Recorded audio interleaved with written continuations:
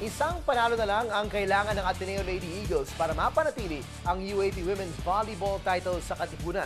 Susubukan ng Ateneo na tapusin na ang finals bukas sa Game 2 nila kontra sa karibal na De La Salle University Lady Spikers.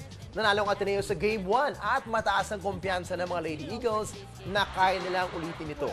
Sasandal ang Ateneo sa kanilang leading scorer at most valuable player na si Eliza Valdez, habang malaking papel din ang gagampanan ni Denden Lazaro at Amy Ahumiro at Gia Murado.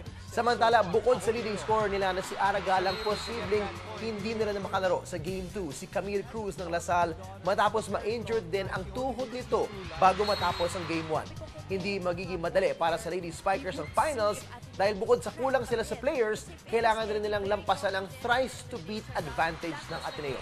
Maghaharap ang Lasal at Ateneo sa Game 2 ng UAP Women's Volleyball Finals bukas at mapapanood ito ng live alas 3 ng hapon sa ABS-CBN Channel 2 at sa alas 6 naman ng hapon dito po sa ABS-CBN Sports and Action.